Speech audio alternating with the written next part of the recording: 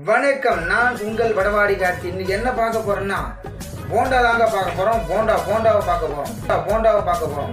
கோசு onion வச்சு இன்னைக்கு ஒரு சின்னதாக ஒரு போண்டாவை செஞ்சு சாப்பிடுவோம்.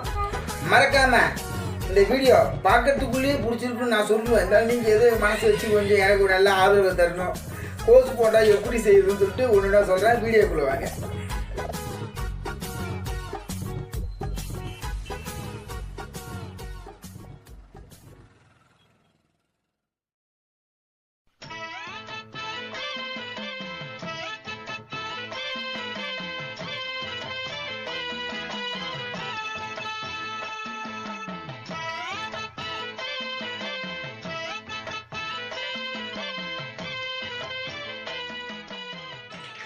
அருமையாக வந்துருக்கு போண்டா.